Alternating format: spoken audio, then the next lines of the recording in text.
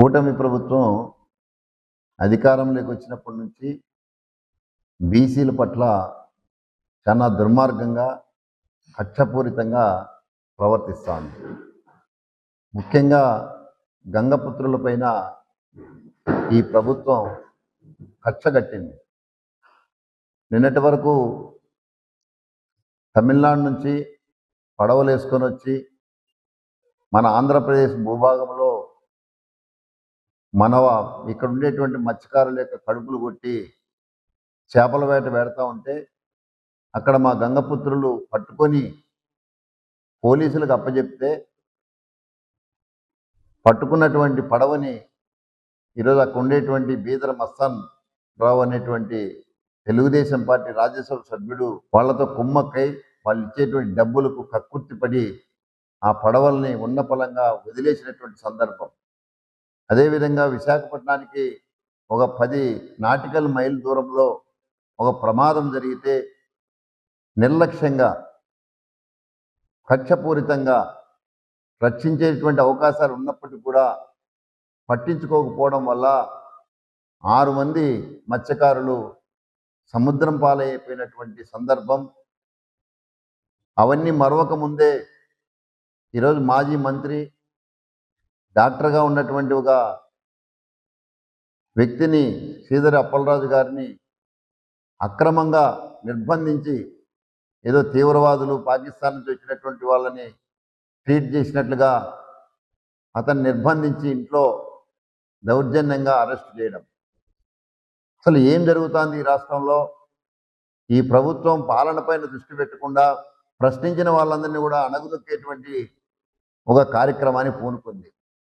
మేము చెప్తా ఉన్నాం ఈ చంద్రబాబు నాయుడికి, ఎక్కడ అణిచివేత ఉంటుందో అక్కడ తిరుగుబాటు ఉంటుంది. చరిత్రను కూడా తెలుసుకోవాలా. ఈరోజు బ్రిటిష్ వాళ్ళు భగత్ సింగ్ లాంటి వీరుల్ని ఉరదీయగలిగినారు, కానీ వాళ్ళ యొక్క ఆలోచన విధానాన్ని కానీ భావజాలాన్ని కానీ ఏమి చేసుకోలేకపోయినారనేటువంటి చరిత్రని ఈ తెలుగుదేశం పార్టీ వాళ్ళు తెలుసుకుంటే మంచిది. ఒక బంతిని గోడకి ఎంత స్పీడ్గా కొడితే అది అంతే స్పీడ్తో తిరిగి వస్తుందనేటువంటి శాస్త్రీయమైనటువంటి దృక్పథం ఈ తెలుగుదేశం పార్టీ వాళ్ళు గమనిస్తే మంచిదని చెప్పి నేను వాళ్ళకి హెచ్చరిక చేస్తా ఉన్నాం. ఈరోజు మత్స్యకారులు దేశంలో కానీ రాష్ట్రంలో కానీ దేశ సంపదను సృష్టిస్తూ ఉన్నారు. తన ప్రాణాలను పణంగా పెట్టి సముద్ర వేటకు వెళ్ళి కరెన్సీని ఈ దేశాన్ని సంపాదించి పెడతా ఉన్నారు. తమ ప్రాణాలను లెక్క చేయకోకుండా బలి చేసుకుంటూ ఈరోజు కష్టపడతా ఉన్నారు. అట్లాంటి వాళ్ళపైన మీ కక్ష, అట్లాంటి వాళ్ళపైన మీరు కక్ష తీర్చుకునేదని చెప్పి మేము అడుగుతా ఉన్నాం. ఈరోజు ఈ ప్రభుత్వం ఎవరి కోసం పనిచేస్తూ ఉంది? కష్టజీవుల కోసం పనిచేస్తూ ఉందా? కమిషన్లు తీసుకునే వాళ్ళ కోసం పనిచేస్తూ ఉందా అని చెప్పి మేము అడగదలుచుకున్నాం.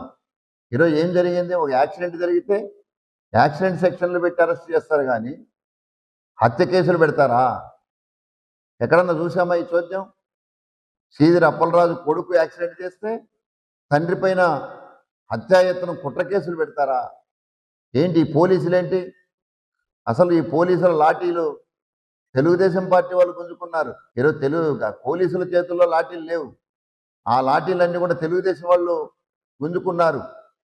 మీరు రాసేటువంటి బుక్కులన్నీ కూడా తెలుగుదేశం వాళ్ళు రాస్తా ఉన్నారు, రెడ్ బుక్ రాజ్యాంగం ఆధారంగా. ఈరోజు పోలీసు వ్యవస్థ దిగజారిందని చెప్పి నిన్ననే 28వ స్థానానికి దిగజారిందని చెప్పి దేశంలో లెక్కలు చెప్తా ఉంటే ఇప్పటికి కూడా ఈ పోలీసు వ్యవస్థ ఆంధ్రప్రదేశ్లో సిగ్గు తెచ్చుకోవాల్సిన అవసరం లేదా? ఈరోజు ప్రభుత్వాలు శాశ్వతమా? రాజకీయ పార్టీలు శాశ్వతంగా ఉంటాయా? ఈరోజు మీ విధులను మీరు నిర్వర్తించకుండా, రాజ్యాంగబద్ధంగా మీరు పనిచేయకుండా ఈరోజు ఎవరో చెప్పినటువంటి మాటలు వింటే రేపు ప్రభుత్వాలు మారితే ఏమవుతుంది? ఈరోజు నీవు చెప్పిన విద్య నీరదాక్ష అన్నట్లు వచ్చినటువంటి ప్రభుత్వాలు వస్తే ఇవన్నీ కక్షలు, కార్పణ్యాలు, ఫ్రాక్షనిజాన్ని పెంచి పోషించేటువంటి భావజాలాల పట్ల ఈ ప్రభుత్వం ప్రయాణం చేస్తూ ఉంది. ఇది మంచి పద్ధతి కాదని చెప్పి మేము అడుగుతా ఉన్నాం. సౌమ్యుడు, విద్యావంతుడైనటువంటి శ్రీధర్ అప్పలరాజు లాంటి వాళ్ళకి రక్షణ లేకుండా పోతే మామూలు ప్రజలు, పేద కుటుంబాలు పుట్టినటువంటి వాళ్ళకి ఏం రక్షణ ఉంటుందని చెప్పి మేము అడుగుతున్నాం. ఈరోజు నిద్ర లేస్తే హత్యలు, అత్యాచారాలు, దమనకాండలు, కిడ్నాపులు, ఇది నీ పరిపాలన అంతా కూడా. ఈరోజు నీవు ఎన్నికల్లో చెప్పినటువంటి మాటలు ఏమైనాయి? ఎన్నికల్లో చెప్పినటువంటి అన్నింటినీ పక్కదారి పట్టించడం కోసం ప్రజల్ని ఆలోచింపజేయకోకుండా దుర్మార్గమైనటువంటి పనులకు మీరు దిగజారుతా ఉన్నారు. మహిళలను చూడుకోకుండా వివస్త్రలు చేసి కొడతా ఉన్నారు. ఆంబోతుల్లాగా మహిళల పైన పడతా ఉన్నారు. తెలుగుదేశం పార్టీ నాయకులందరూ కూడా గ్యాంగు రేపులు చేస్తా ఉన్నారు. ముసలోళ్ళు ముతకానేటువంటి చూడుకోకుండా ఈరోజు బద్దివేల్లో ఒక ముసలామెను జాకెట్ చింపుతారా? గుంటూరులో వివస్త్రణ చేసి కొడతారా? ఎక్కడికి పోతుంది సమాజం? దీన్ని అరికట్టాల్సినటువంటి బాధ్యత చంద్రబాబుకు నేటి లేదా? ప్రశ్నించిన వాళ్ళ అందరూ కూడా దుర్మార్గులా? ప్రశ్నిస్తే వాళ్ళు గొంతులు నొక్కుతారా? ఈరోజు మీరు కేబినెట్ సమావేశాల్లో ఏం మాట్లాడుతూ ఉన్నారు? ఎందుకు కేబినెట్ సమావేశాలు వేసుకుంటున్నారు? పరిపాలన కోసమా? కాదు. ప్రశ్నించే వాళ్ళు గొంతులు నొక్కేటువంటి సోషల్ మీడియాని పీక నొక్కడం కోసం మీరు కేబినెట్ సమావేశాలు వేసుకుని మాట్లాడతారా? ఈరోజు గంగపుత్రులం మేము. ఎంత ధైర్యవంతులో చంద్రబాబు నాయుడు కూడా తెలుసు. చంద్రబాబు నాయుడుకు ఒక అలవాటు ఉంది. పేదల పట్ల చాలా ఏహ్య భావన అతనికి, పెత్తందారి మనస్తత్వం ఉంది. ఇంతకు మునుపు కూడా బెస్తలు తమ డిమాండ్ల కోసం వెళితే మీ తోలు తీస్తా తొక్క తీస్తా అని చెప్పినటువంటి సందర్భం మాకు గుర్తుంది. ఎందుకు ఇంత కక్ష మీకు గంగపుత్రుల పైన అని చెప్పి మేము అడుగుతా ఉన్నాం. ఈరోజు మెజారిటీ ప్రజలు జగన్మోహన్ రెడ్డి వెనకున్నారని చెప్పి గంగపుత్రులందరూ మీరు కక్ష తీర్చుకోవడం కోసం ఇట్లాంటి చర్యలు చేపడితే భవిష్యత్తులో గంగపుత్రులందరూ కూడా మీ పార్టీని గంగలో ముంచుతారనేటువంటి విషయాన్ని దృష్టిలో పెట్టుకొని వెంటనే యాక్సిడెంట్ కేసుని యాక్సిడెంట్గా పరిగణించాలని, ఎటువంటి సంబంధం లేనటువంటి శ్రీధర్ అప్పలరాజుని వెంటనే రిలీజ్ చేయాలని చెప్పి, లేకుండా పోతే రాష్ట్ర వ్యాప్తంగా ఉన్నటువంటి 14 ఉపకులాలకు సంబంధించినటువంటి గంగపుత్రులందరూ కూడా ఐక్యమై మమ్మల్ని మేము కాపాడుకోవడానికి ఈరోజు సిద్ధం కావాల్సినటువంటి అవసరం వస్తుంది.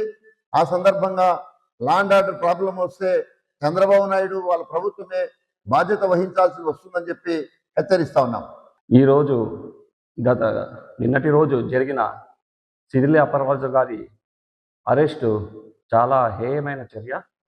యాక్సిడెంట్ తన పుత్రుడు చేస్తే తన మీద కేసు పెట్టడం చాలా దుర్మార్గంగా, చాలా హేయమైన చర్యగా ఈ గంగపుత్ర సంఘం భావిస్తోంది.